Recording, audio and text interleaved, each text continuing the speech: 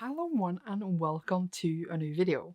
Today we are finally starting Fairyloot the Sequel vlog. It's not actually the sequel as in we are reading sequels, but it's a sequel to my big Fairyloot vlog that I did, I was going to say last year, but hopefully this will actually come in out the year after, where I read all the YA Fairyloot books. That was 102 books, and we ended in August 2024. That was like the last pick we did, so we're obviously continuing in September 2024.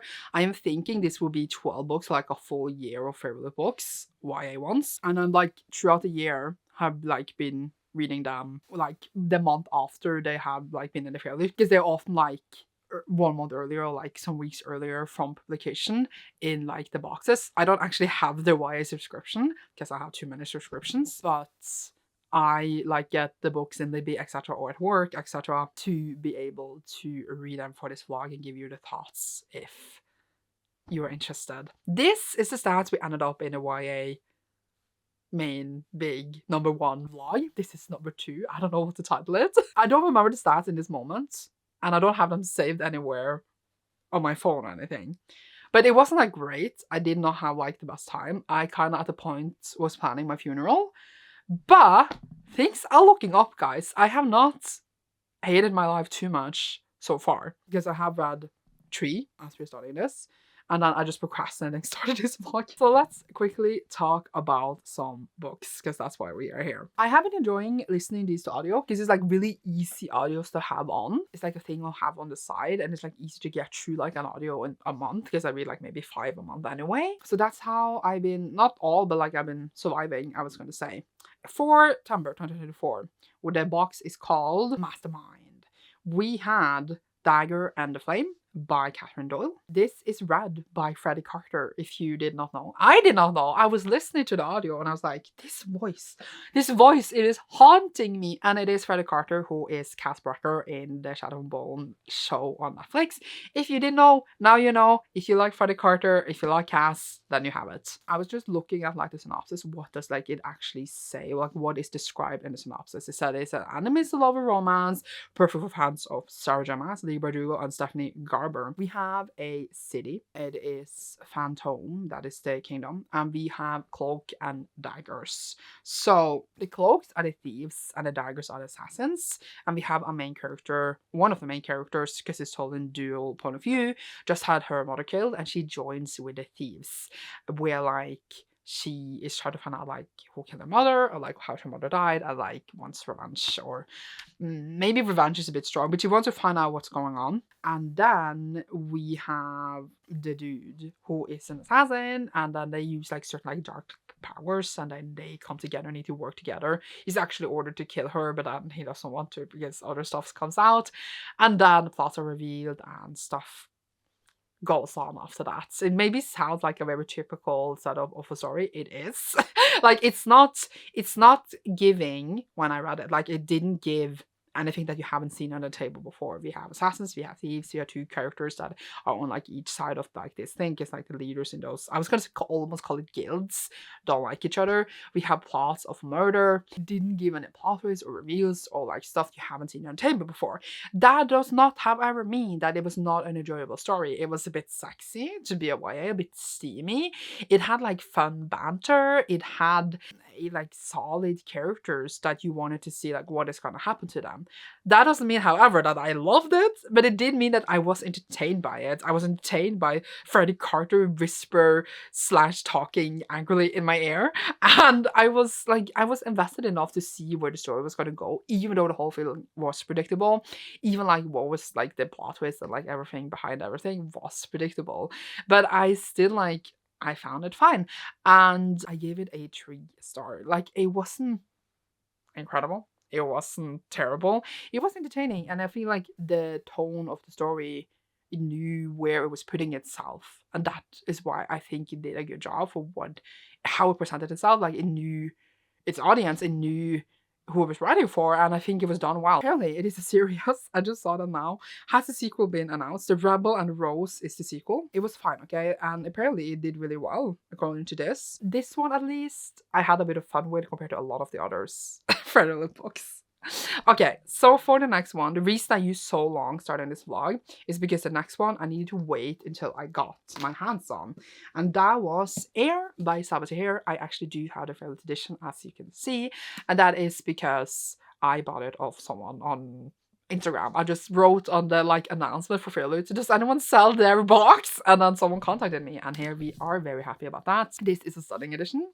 I really, really love it, obviously, because I needed to have it because I bought a lot of special editions of it. Here is the original cover if you wanted to see. And I read this physically with my eyeballs. And I also had another copy like ordered, but that just never arrived. And that was also a whole thing where like to put books physical on my TBR is more of a struggle than to put in an audio, which is easier for me to audio. But this is set 20 years after the Ember and Ashes portrait. Since it is in the Fairyloot box, it seems to me like that you can just read it without having read Ember and Ashes, and you can, but the characters from the Ember and Ashes is present in this a lot. Like the characters, and like one is like literally related to some of the characters there. They are on the page like constantly talking about them, and then they spoil the ending of that quartet. If you're interested in reading a quartet, then I wouldn't really read this before. And also I feel like the emotional impact you have of seeing the characters and like seeing how it's going with them, you don't have any connection to them unless you read that original quartet. That does not mean, however, you cannot enjoy the story for like the mystery it is, but it's still like I reread the whole quartet right before this to get the full experience. That is also why it took so long for me to get it, because I don't think I read it until December because I wanted the full experience, and I'm so happy I did, because then I was like literally screeching my way through this because it was incredible.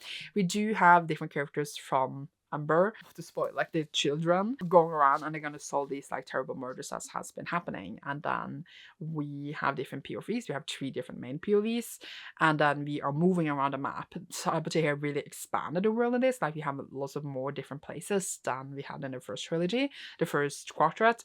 And I fell in love. I fell in love with the characters. I fell in love with the world even more. I love the way it's written. I think it takes a bit of a while to get into like who is who, where are they, and what is going on. But when you do, I was sat down, I was so like I was fangirling. I had like such a great time with this, and I loved the story and I loved the world, and I was so scared I wouldn't enjoy it because like I heard a bit of a mixed bag about it, because like people love Ember trilogy and like this was giving different, I was gonna say maybe vibes, and it is different. It is something new, and we started something new here, but I personally love that. Like it hit all the right spots for me personally, and I am so excited for like the completion to the duology. Well, like in the first one we had 4 whole books to be with the characters, and here we have only 2. So I am really curious to see where we'll go, but I'm super happy. I cannot wait, and I loved it, and I give it 5 stars. So I don't know what that sounds about my taste, but I was a bit biased because biased in a way that As Amber is one of my favorites. But I was still super scared I would enjoy it because it have happened that sequels has come to things I love, and it has not been amazing. So yeah, I think listening to audio makes me enjoy these stories more than I actually would if I read them with my eyes.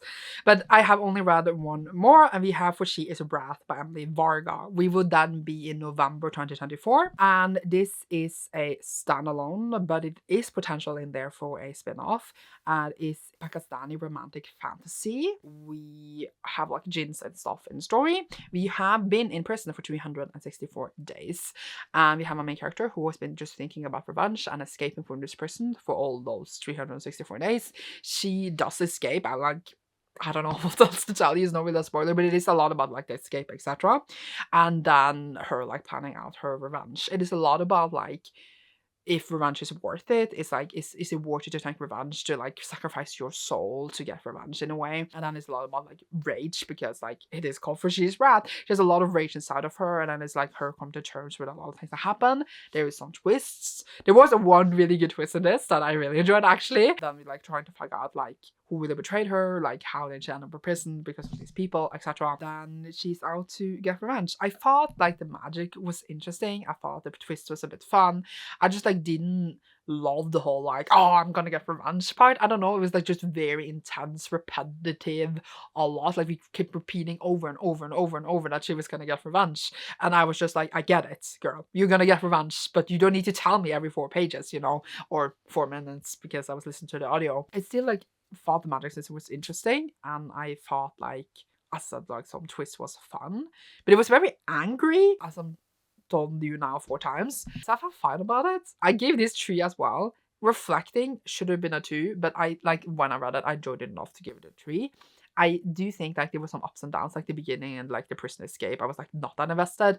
And as we were getting into more of the plotting, it was interesting. I like with the plot twists and like revelations. I like that. Like I like the ending more than the beginning. So I feel like for that it was like worth it. But I don't think I was like incredibly mind blown by it. I feel like it could have been a 2, but since I gave it a 3 at the time, I'm gonna just stick with that because I feel like the things I've been giving 2 I have disliked much less, and I guess my personal enjoyment does also take a part here. But it feels weird.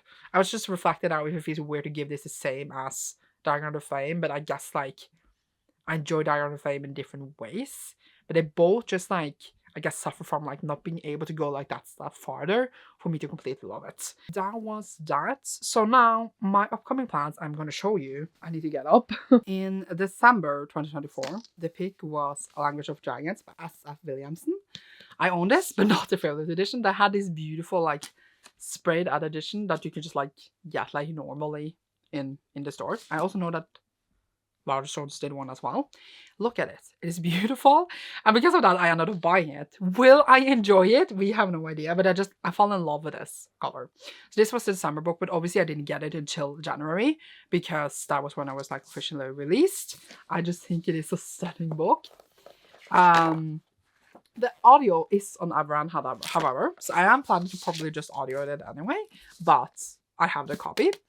And then for January, the January pick, we have Cruel is the Light by Sophie Clark. And this one is not releasing in the US until May, so I couldn't get it in Libby. And then I didn't want to buy it because what if I hate it, you know? Because we have been there before. But my library got it in, or like some of the libraries in Norway got it in. So I ordered it from like a faraway library and I have it, which means I kind of need to read it soon. It's like very, very nice. It seems like only like one person had it before. I was like waiting, like updating that page every day so I could order it in because it was like someone else had it. But here we are. So look at me using the library, just saying, for a lot of these, as if you've seen the last vlog as well. But this seems to be like focused on fantasy romance, which I feel like was for sheer's route.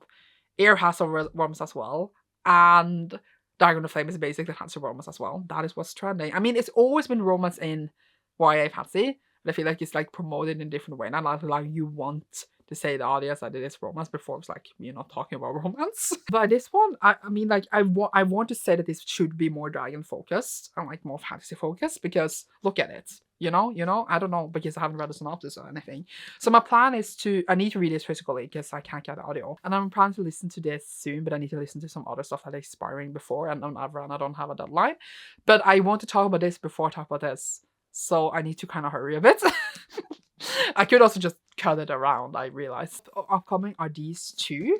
Then I am actually like 2, it says I'm getting the February book, which is the Rose Bargain, literally like in 2 or 3 weeks. So like that is also coming in. I like the audio.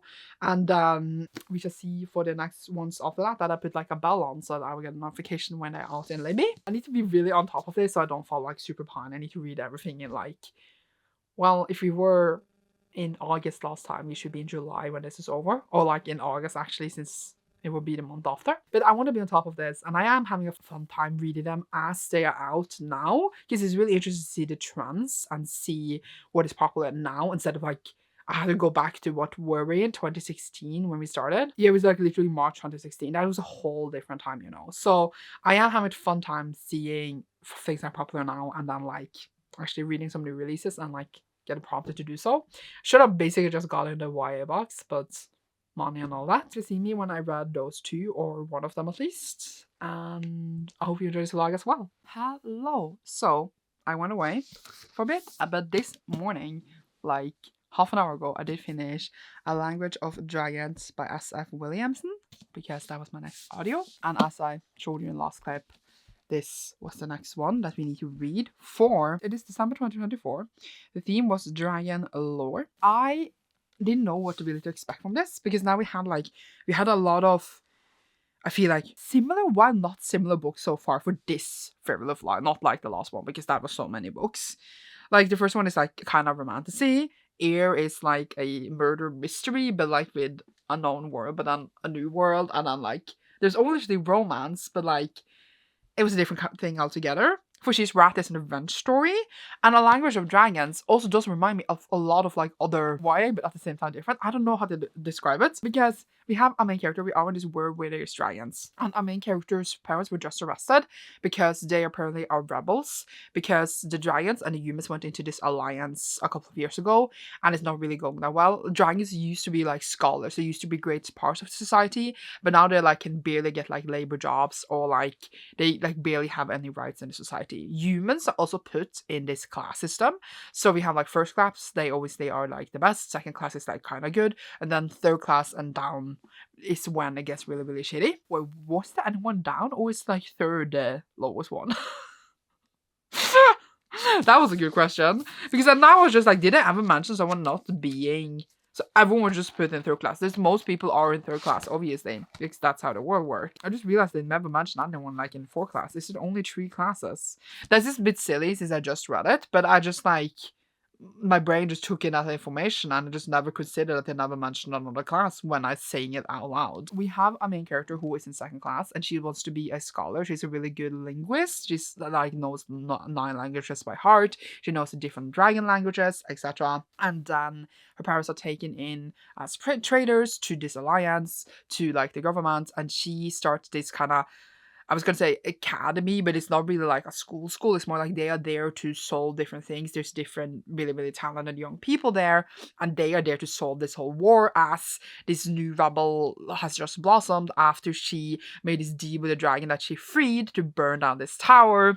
And now she's being blamed basically for starting the war again, while like there was always brewing in the background. But I guess she started like the little spark for it, and she feels really guilty for this as well. And then she's there because she's there to be a code solver because she knows languages, and then they are realizing there's like this kind of secret different kind of dragon language, and now like the most of the story is to like figure out how she's gonna solve this and like code this and like realize it. And then obviously she's gonna realize that the society she's a part of, etc., is not a good one.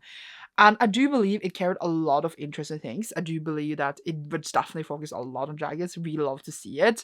And I do think that this story of our main character tried to forgive herself for her mistakes, and then also just being super interesting in language and dragons was fun. I genuinely think that. I just think that the plot needed a lot of work, because if we just went back and forth and back and forth and back and forth for a lot of things, especially like in the end conflict, for example, we were going somewhere and then we're like, okay, we're finally doing this. No, I need to do this instead. And then we're like, we're finally doing this. No, I need to do this instead. And obviously in a battle, I wouldn't know, but I assume that in a battle, a lot of rash decisions needs to be made. It's not like everything can be got planned out perfectly, but it was just frustrating because we just never got somewhere. And then at the same time, throughout the whole story, the whole thing is bases itself on her trying to find out this language, right?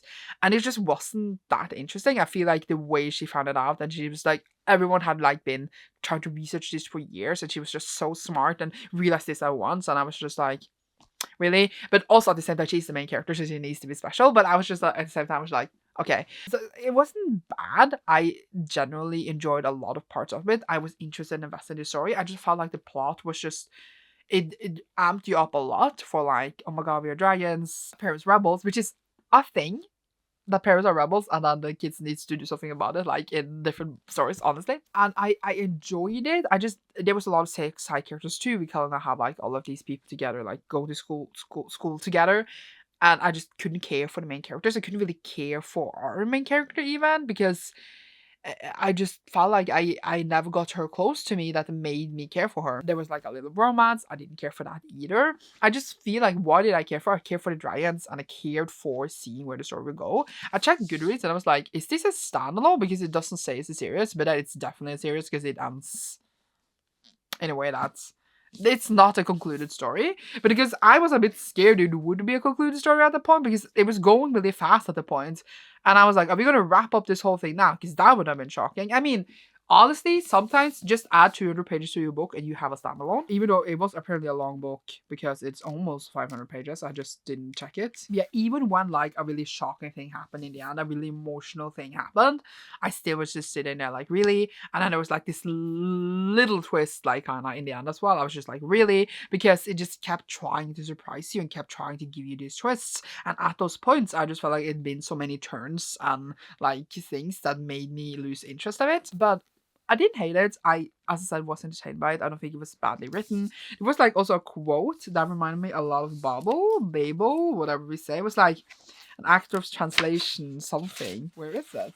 Oh my god, the font is ginormous, by the way. I thought it was gonna be in like the synopsis, but it's not. Every actor translations requires sacrifice. A lot of that is like the like main like slogan, because it just reminded me of Babel. But even though on the outside it says every fire starts with a single spark, which is true. It's a stunning edition. I don't think it was honestly bad. I was invested in parts of it. I just feel like it was a bit of a jumbled mess in the plot, and because of that I'm giving it a 3. I feel like 3 is fine. It is good.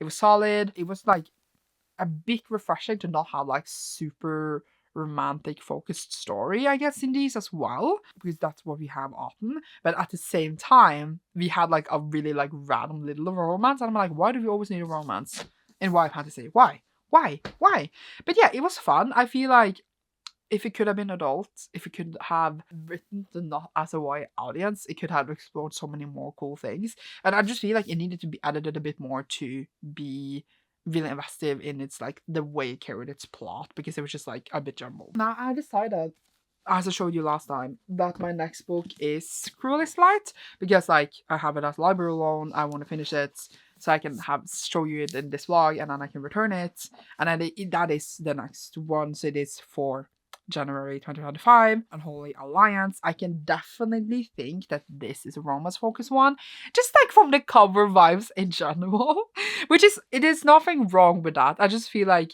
they all like have like certain tropes. Can you say that? I mean, I guess it is a trope. Like even in Language of Dragon, like their whole revolution thing and her realizing where she lives is corrupt. Like every single one here, like doesn't have anything new, because it's just like it feels like there's a recipe every single one, just like a different one with different ingredients, except I think maybe Air, because I do think that managed to do something different, but that also might just be my bias. But okay, I'm reading this today, or parts of it, because I don't think I will get to read the whole thing, and then I will update you when I finish it within the next few days. Yay! Hello. Okay, so I'm about to return this book today when I go to the library, and I wanted to obviously share my thoughts before it's gone. As I said, this was, I keep forgetting every time. This was the book for January 2025. And this follows these 2 characters. I have forgotten their names because that's what I do. Celine and Jules. Celine is an exorcist for the Vatican, so they like exorcist demons, etc. I guess that's what the Vatican does when like they follow God. Even though like obviously it's more like fantasy-esque than like actually God, and the Holy Father, if you know what I mean. And then we have Jules, who's a foot soldier. He doesn't know a lot about his past, and then their paths crosses and they need to work together to fight demons, etc. And then obviously they are horny on each other. Not like super horny, obviously, because it is a YA, so we can't be too horny, but we are still horny on each other. I didn't like it. I didn't really have a good time with it. I found it very uninteresting. I really, you know, I like Roman Empire retellings, but it's not a Roman Empire because it's more like Vatican stuff. And then like the whole like demon and exorcist parts, I wanted to be more into it, but then I was just like sitting there like, I didn't really feel that into the story. I didn't feel into the characters. I didn't care about their attractions for each other. And I feel like I was on a good trajectory. It might be affected by the fact that I had to physically read this and not do the audio, but it was just so boring. There was nothing happening, and like the things that were happening, there was like, you're supposed to be like intrigued, etc., because they are kind of, for a little bit, for example, like undercover when they're gonna help each other. And I was just like, this is supposed to be intriguing and fun, but I just didn't care. And I just like didn't care about them being attracted to each other, and then like the plot itself was boring, so I just didn't really have a good time with it. It is really cute. I did consider buying it for a little bit because it wasn't available at my library. Very glad I did not, because it would have been wasted money. I did not enjoy myself. It reminded me like it blended very like in wide tropes, and it didn't like carry anything unique for me to really enjoy it, which is ironic because of the next one I'm going to talk about here. But I did end up giving it a 2-star rating, and then going into the stats, you will see how that goes. But I can return it today. I can forget I ever read it. and sadly I did not have a good time with it. So the next one is, as we know, The Rose Bargain, and I listened to that and I actually finished with that before Cruelest Delight. The Rose Bargain is the February 2025 book, which is like now caught up. I have not gotten Where the Shadows Meet yet. It is like it's called like a bell notification when it's available in the library. The Rose Bargain reminded me a bit of like Bridgerton, meeting the vibes of Crimson Moth, and I really did enjoy this one. I listened to the audio. We are set in this world where when ladies go out into their seasons, like in Bridgerton, they get like a bargain with a favorite queen who is the one ruling England. And these bargains are always like, they always use them to get like good matches. So for example, they will like get nice hair, or they will like get good singing voice, they can paint, but there's always a cost to these bargains. And then her sister has gone in and gotten a bargain. She then disappeared for, I think it was a couple of weeks or like 1 or 2 weeks. And then everyone thought she just ran off with a dude, and like she was very disregarded in society after returning, because like you can't trust a high lady that just disappears like that. Because he came back and she lied about where she's been. And then we have like a main character trying to like what happened to her sister, because she doesn't remember. And then after that, their whole family is like very what's it called, disgraced. And now she needs to find a good match because his sister can't anymore. Then the queen's son announces that he's gonna find a queen this time around, who was Faye. And then there is this competition. Basically, all the ones that wants to be regarded as his future wife need to sign this thing in blood, where it says that they would need to live as a spinster for the rest of their life if they do not get chosen. There's only obviously going to be one bride, and then 24 girls do sign up. Then it means that there will be 23 spinsters, which is obviously one of the most terrible things you could be as a woman in this time. But do people sign up? A main character obviously signs up, and then she is, well, trying to get the prince to fall for her to like save her family's grace, etc. But his brother is more attractive. So we also had that part of the plot. And then also like there's a lot of people who are not pleased with how the queen is ruling things and do want to get rid of her. So that is also a part of the plot. And then we have like some intrigue. We have these different tasks that the queen gives them, because she is, I was gonna say, she's bored, as she keeps saying.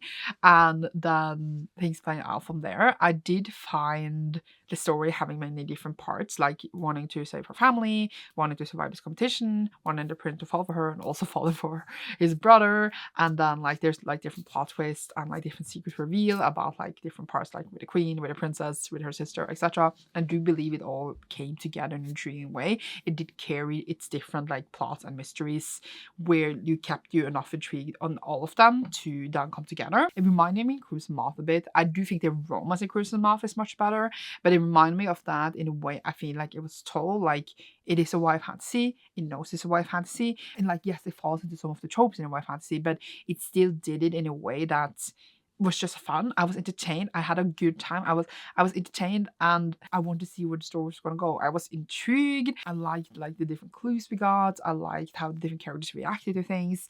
I really also liked the female friendship in this. I thought that was done really, really well. While they were supposed to be competitors, they were more friends in the part. And then the ending was, of course, kind of a cliffhanger, because you were on the, like, you want the reader to come for the next book, and then obviously nothing was really solved, and I was sitting here like, what? But obviously I did love Crimson Moth. I keep comparing it because I do think they reminded me of each other in some ways, but like I love Crimson Moth. I gave it 5 stars, and that like had me gasping, while this was just an entertaining good time. This is what I thought like the Glittering Court by Michelle Mead was going to be like, which is, I think, is that the first Fairyloot book? No, that is Forbidden Wish, but for Glittering Court is the second one. And I read it obviously for the last vlog. Like I thought that there would be something like this, and this was fun. And I did give it a 4, and I did like feel positive towards it. Would recommend, just saying how fun it was. It was a bit sexy, but then like not too sexy. It had some suspense in it that I think you managed to carry well. So I had a good time. Apparently I just can't explain it really well of how and why. And you should see me for Where Shadows Meet by Patricia Cadwell, which is the March 2025 book, whenever that is available in the library.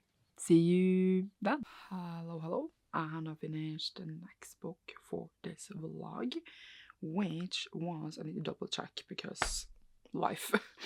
It was for March 2025. It was Where Shadows Meet by Patricia Cadwell, and this one is obviously a YA fantasy because that is the box, and it is like lesbian vampires. We have 2 different storylines, which I found it hard to follow. So we are in this world where we have vampires before present time, because we are 1,000 years before. We do have like this lady and her lover, they create kind of the vampires, and then 1,000 years later, in the present time, we have the princess of people who need to live on human blood, and she needs to go out and save her friend. And then she meets a seer that has seen this vision thing, and they need to go together, and they might fall for each other. I'm just checking like the synopsis. The gods kind of 1,000 years before created the vampires, and I'm like we're seeing like the outplay of that storyline, while at the same time how the storyline 1,000 years later, as I said, with these characters that live in the aftermath of this world.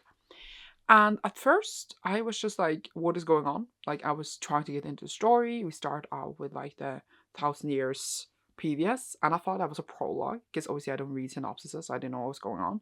But then we went back to like the past several times, and I felt like the tones of those two stories were so similar that I kept mixing them up. And here's like a thing where I was like, because I listened to an audiobook, and I was like, should I have read it physically with my eyes? I could see like this shift better. I don't know, but I just found both stories interesting. Like our present stories, the children being on a road, and the whole thing is to set up them falling for each other. And I did not see why they fall for each other. Like I did not feel their chemistry. I did not feel for their story, and that, like, since it is a romance, or like the most focus is a romance, if you don't care for the relationship, it's hard to care for the story itself. And then we have like, in the past we see like how they're developing the kingdom, and like how those things, obviously the things they're doing then are in play 1,000 years later. And I get that, but I just found that whole thing could have literally been a prologue. I don't really see, like, it didn't really give enough twists to be that intriguing in the past.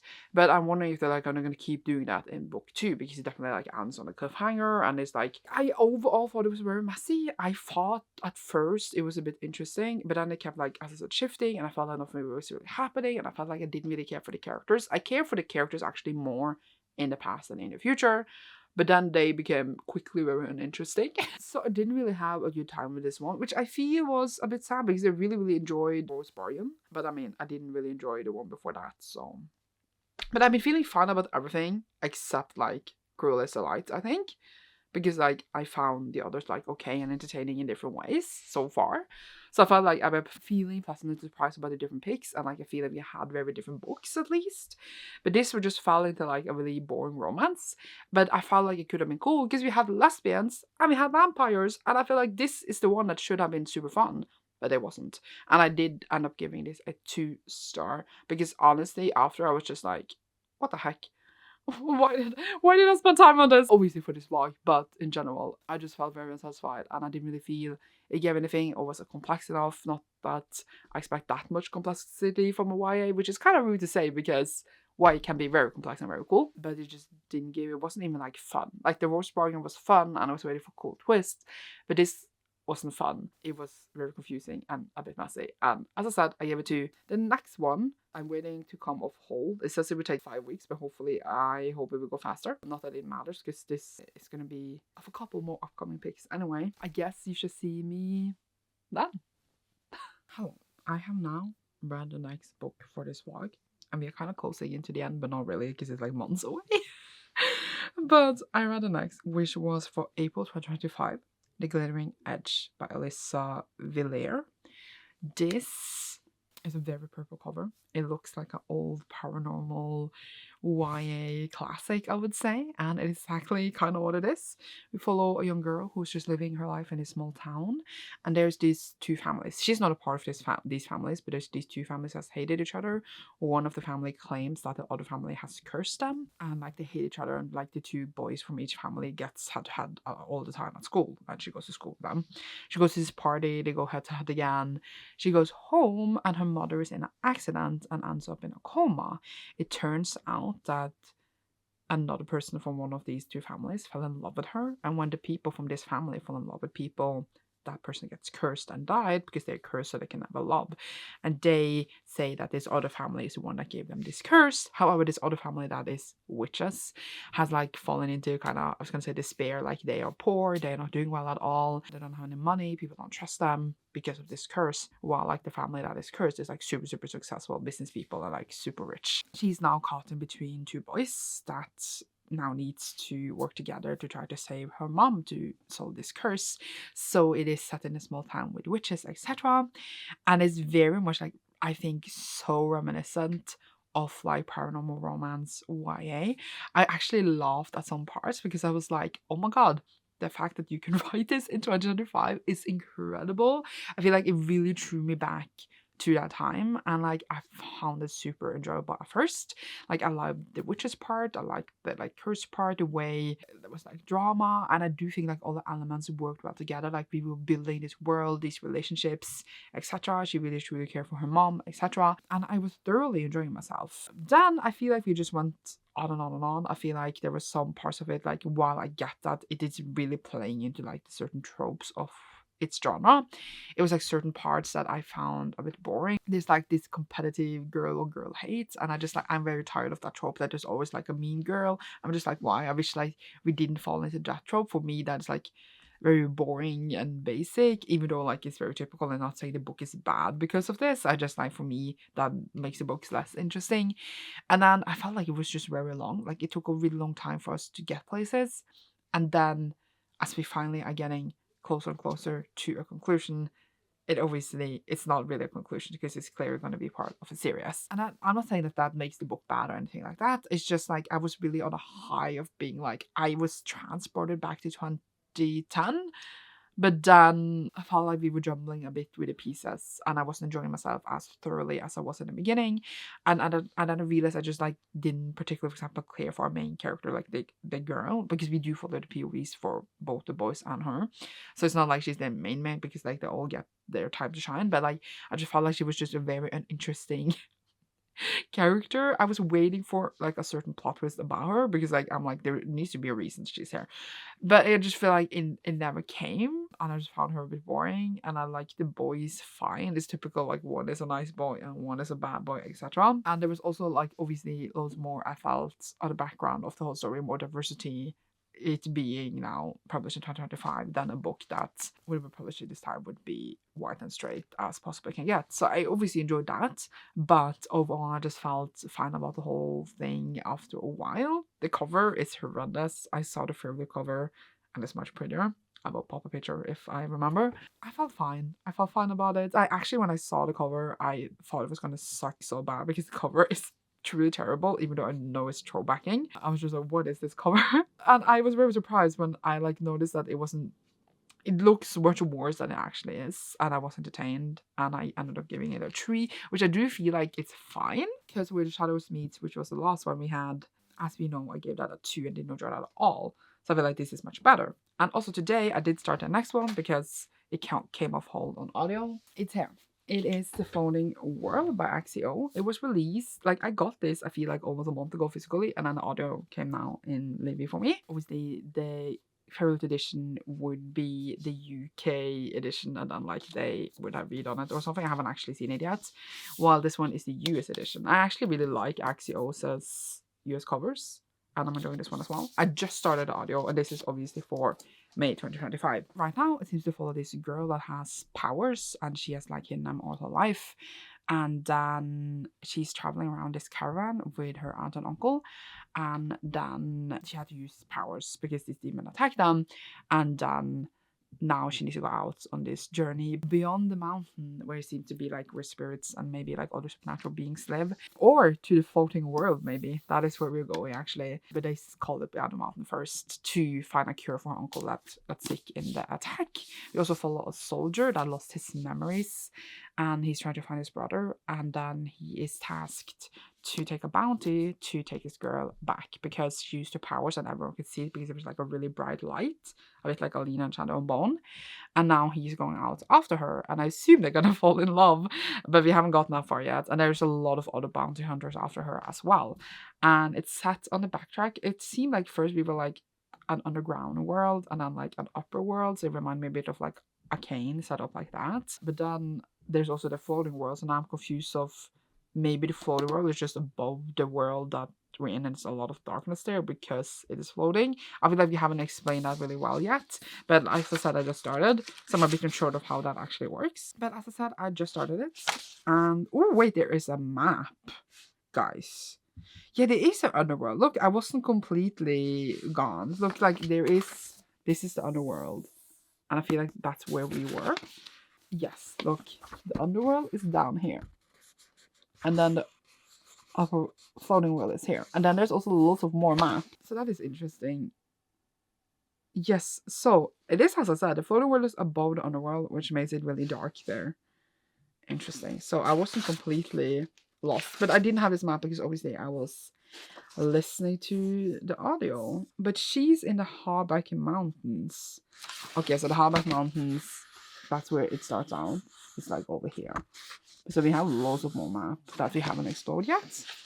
Interesting. So far I enjoy it. The writing is good. The world building is good.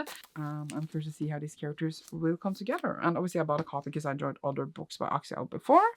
And again, I just ended up with the US one really because I was like US, UK, US, UK. And I had to be the US one. I also have a US one of the other book, The Girl Who Fell Willing to See, of the author. So maybe it's good to have that matching anyway. Even though the UK covers are incredibly stunning, I just got to say, but I just decided on one of them. And obviously I don't have the Fairyloot YA subscription, so that was an option. But yeah, I'm gonna continue that. I will see you in a few days when I'm done with that. Yay! Hello. It has been a few days, but I have finished The Floating World by Axio. This I was enjoying a lot when we saw each other last. And I ended up enjoying it a lot as well. I'm so happy I bought a copy. I'm so happy I enjoyed it as much. But it does continue on what I said, like the girl with the powers, he is hunting her, they meet up, and I do collab, etc. And then we go on a journey. And I do think that like, while parts of it is obviously predictable because it is set up in a way it is, it was the parts in the world that I was just like, oh my god, I'm getting goosebumps thinking about it. And there was parts that surprised me and parts that I thought was exciting and things that was solved and like played out much earlier or in a much more interesting way than I thought it would be. So I generally had a good time. I generally was just like, oh my god, I am very much invested in these characters and this world. And there was this certain mystery, like he's looking for his brother. And I expected so many things about his brother, and we just never got to any of the things that I thought. So I'm just like, I need answers. It is, I think, a duology, so we are getting a sequel, and I'm very excited to see the answers on how like these characters developed so much in this one, and to see how they will develop in the next one. I love the backdrop of the world and how I was gonna say it flowed into the characters and what it represented. I enjoyed it a lot. I gave it a 4, a strong 4. And I am surprised as you. At a point, I was even like, can I give this a 5? Because there was some points I was enjoying it so much. And then like it ebbed off a bit in the end because it is a duology. So I feel like as a whole picture, we should see if I enjoyed the second one as much. But I feel like there's been so ups and downs for like the different picks here. Some I have, enjoyed lot and some okay, but this one was just so much fun. I was just genuinely reading it and thinking this is just fun, and I'm missing that sometimes in a book, and I feel like this managed to do it so well. So I'm happy. I would very much recommend. And I also started the next book for the vlog because it came in on hold like right after, so then I feel like that came in pretty late, but I feel like maybe that had a later release date than like UK, US or something. I don't even know. Because the other one came in like right after, and I was like, wait, I just read the last book for the Fairyloot vlog. Why are they coming in right after one another? I need to really be on top of holds here as they come out every month, because I'm just like, I want to get them as soon as possible. So I'm not like 4 months late to update you, even though I was basically 4 months late to update you before I actually started this vlog again. Either way, the next pick from Fairyloot, which is for June 2025, we are in June 2025, so that is fun, is Air of Storms by Lauren Hamilton Murray. And I am in the middle of this. I've been listening to it all morning, actually. 45% in. I'm soon halfway. And I started this yesterday, so that is great for me because I listen to 3x speed. And this one, I'm not liking as much. It is too much 2010 YA for me. And while like obviously every YA fantasy book, as we now are experts on of being in doing these vlogs, is that obviously it will have tropes. It will set up a story. Like for example, this one, he's hunting her to get information for his brother, etc. And we know that they're gonna fall for each other, or like at least help each other. We know that he's not gonna actually give her up, And it's like it's a particularly ability to it, but it's still enjoyable because it was still entertaining, as I just said. I'm just trying to compare here. Hero of Storms, starts out with this girl. When she was born, she is like Stormborn or whatever, and she created a storm that killed lots of people when she was born because that is her powers. And all her life she's been hiding away these powers, like Elsa in Frozen.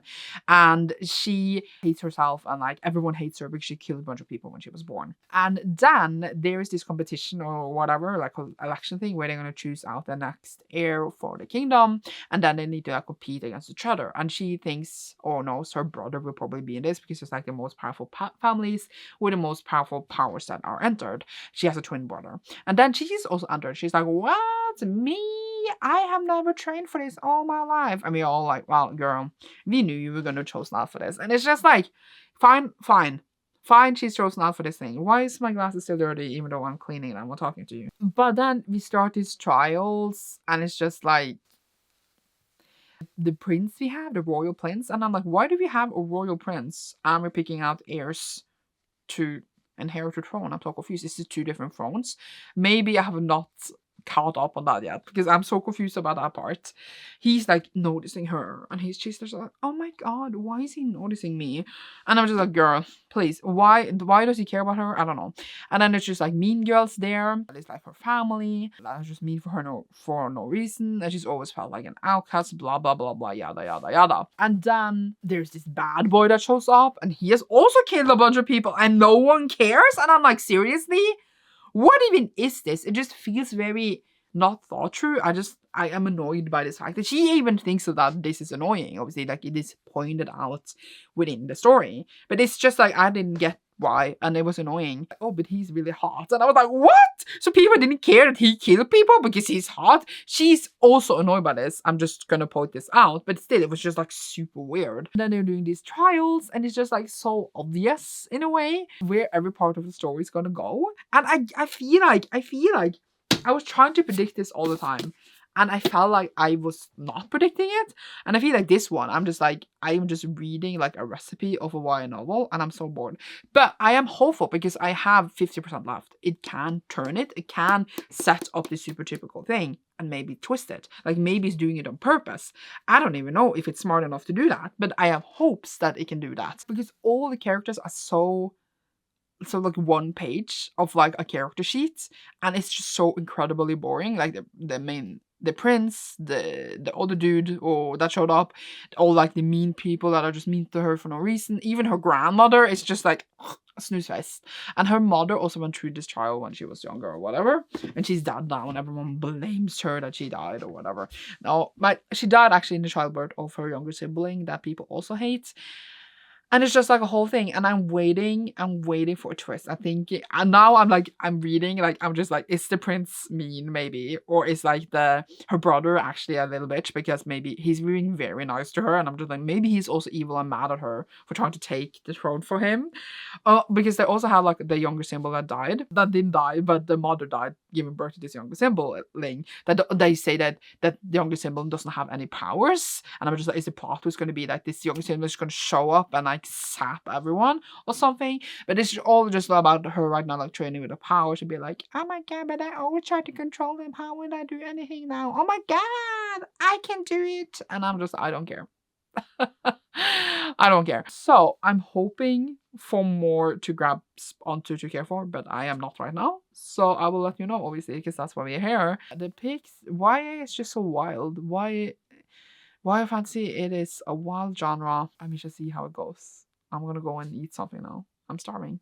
Bye. I have now finished the next book. That was, as I said, I hope I said, Heir of Storms by Lauren Hamilton Murray. I do remember us talking about it when I'd finished Floating World. I have had fun with some of these, as we know, but this I didn't have fun with at all. I just felt it was just so typical. As I said, she has stone powers, she needs to train, and it's just like 1, 2, 3. Why didn't they do this? When she was growing up, they were just like, you're evil, we're not going to do anything with you, you're going to be trapped in this tower, bye. And I'm like, why? Why did you do it like this? Step by step, the story just folds out exactly as you think it would be. I did figure out they declare like the heir or like the next monarch for somewhere else. And like the monarchs that are now also there, but it's not their kingdom they're fighting for. And when a winner's declared, it's just like, oh, I've never been there. I don't even know how to rule. I'm like, okay, so why do we decide who's gonna rule these poor people, wherever there is, through a competition for people who don't care about them? I'm like, why can't they rule themselves if they don't know anything about this place or this culture or these people? I don't know. It was silly. And then the whole story just felt a bit silly. I just felt it was very YA fantasy. And I'm just like, wow, we still write. I'm joking. But I just felt like when I'm looking at the list, I felt like we had different things. We were trying for different things at least. We have had like different types of fantasy. I'm just looking at the selection for this why. But this one very much fell into that, like, the fantasies that I would say was very popular a few years ago, following this recipe of a special girl that for some reason is going to do something. And I feel like that can be fine if like it can be very entertaining and engaging, and you really like, you write in a unique way, or more like you have a really unique world. But storm magic, etc., etc., seen that before. Did we have one earlier? The other, like, it was like a war by Cora Carmack. Didn't she have storm powers in that one as well? Not that you can't use the same powers. There was more like elemental powers overall for the characters. But I was just feeling a bit like, I was whatever about the whole thing. I didn't really care for the characters. I thought it was just so typical and boring, honestly, which is a bit sad to say.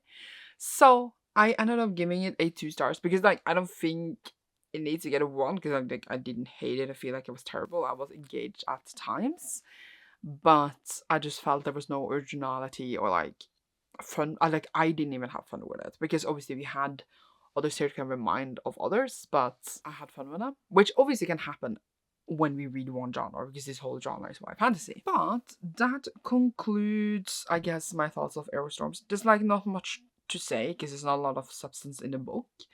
And then we have 2 more for this vlog coming up. I know what the next one is. It is on hold on the library. So hopefully I will get it soonish, and then I can update you again. And wow, what a vlog for a whole year throughout. That is weird. See you later. Hello. So I have actually finished the last 2 books for this vlog, and then I haven't updated because I am procrastinator. The next one, which was for July 2025, is Nightblood Prince by Molly X. Chang. Molly X. Chang was also the author of, what was it called again? To Gaze Upon the Wicked Gods, which got different criticisms. But I liked that okay. I didn't love it, but I liked it okay. And then this one, I don't know if this is a spin-off of that, because in To Gaze Upon the Wicked Gods, they're like evil people, or like the conquerors are called Rome, as in like the Roman Empire inspired-ish, but they are invading Asian countries, etc., or Asian-inspired countries. And in this one, we also have Rome. So I was confused, is it the same Rome? Are they connected? Or is the author just using Rome as like a thing in the author's books? I am unsure. But our main character was born with these phoenix marks in her forehead. This also makes her be able to see the future, but no one knows this part. But this phoenix mark, there was this prophecy that she was supposed to marry the prince, and then he would be the greatest emperor of all time when they married. So she was betrothed to the prince from when she was a baby, and as she grows up in like privileges, etc.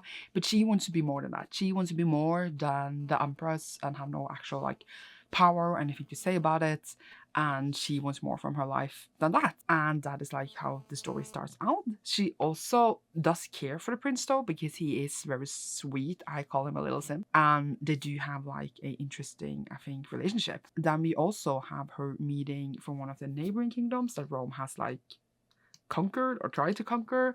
We have a vampire prince, so there's also vampires in the story, which I think was very interesting because the setting is like obviously like back in time, etc. And then like we have like Rome, and then we have like invasions, and then like, oh, the glory of the empire, and then vampires. So I thought that it was a very interesting like things to, I guess gonna call it, mush together. And my character does go on quite a journey throughout all of this. It didn't mind me in the slide as well possible at the point of Poppy War, but obviously I love Poppy War a billion times more than this, and it's one of my favorite books of all time. But it reminded me of Poppy War in a way that it starts out very like in a certain setting, and then it very breaks out of this. I think like it expanded a lot on what it started out with. And with YA fantasy, as I now have read a lot of because of these vlogs and in general, I feel like it never like expands. It always just like, oh, we're gonna defeat this guy, and then we like just do that over and over and over in a way, and it's just like the conflict doesn't expand in a way. And I feel like in Papa War you start out with a certain thing, and I feel like it gets expanded a lot. I wouldn't say that they are on the same level, but it reminded me of each other in a bit. There is romance in the story, there's action, there is battles, there is vampires, and then we also have like this like a bit of a triangle between these three characters. And then let's just say that the characters does things that are very much unforgivable. And I think like here, the book carries very heavy themes of women trapped in their marriages and war and how it has consequences for a lot of people, etc. And our characters do go far beyond maybe what they should have to secure this war. And I think both of the characters does wrong of the dudes, and she has to kind of, you know, pick between them.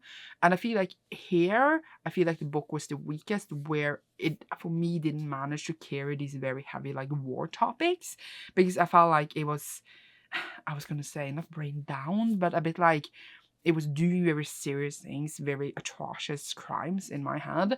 And I make her to just obviously think negative about them, but I just felt like it still was this like kind of, oh, but I still love this person in a way on both sides. And I felt like I wanted more of that nuance. I wanted her even more deeper in like the condemnation, I was gonna say.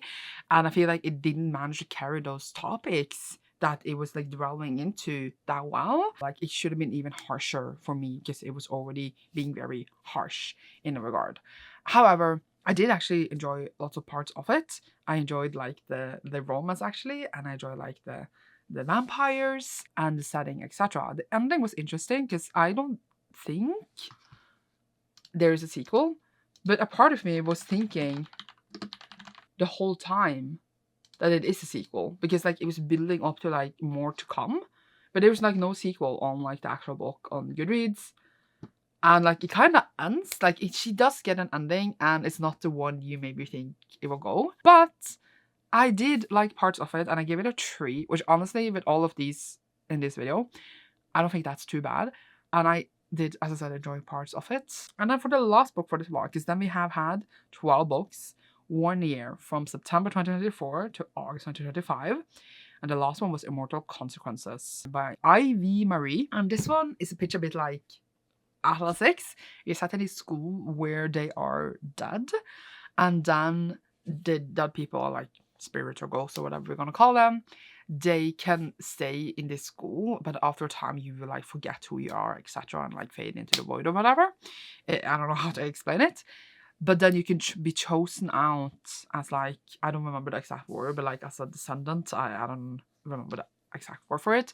And then you will be able to stay forever and like not die, basically. And then there's this competition where they're going to choose out the next one to be this thing. And then there's more like conspiracies, etc. within the school. We follow different POVs. It was quite queer, which obviously I do enjoy. And then like different characters have different things in the past and different things that they're doing at the school, and then it all smashes together. I personally didn't really enjoy this. I was not connected with the characters at all. It had different narrators for each character, but I just couldn't connect to them.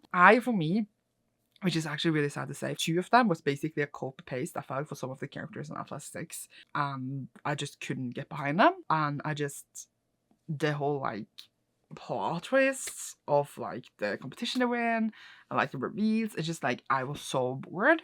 And lately I've been enjoying audiobooks a lot lately, and this one was just like, is it over soon?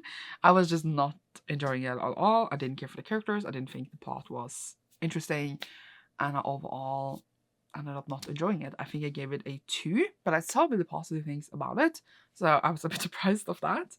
And looking at the average rating of Nightfall Prince, it is like under 4. How much is Immortal Consequences? That one is newer though. So obviously maybe less people have read it. Oh, it's 3.9. So they have, well, it has more ratings actually. I just would not enjoy myself. It has a pretty cover, etc. But the characters fell flat. The story was just super not interesting. I was just not having a good time. The characters is really what drives the story, and if you don't care for the characters, there's not really much in it for you, But now I'm gonna go and edit this vlog, which I've been having since forever, and then I'll get back to you. But it has been a time, hasn't it? Let's go. Hello. I have now edited through this vlog, and I am very excited that we can post it. I have some last reflections. Is that obviously it has been a year. While I did the other vlog, I obviously read everything. And I read over 100 books in a very tight-knit time schedule. It was over 3 months.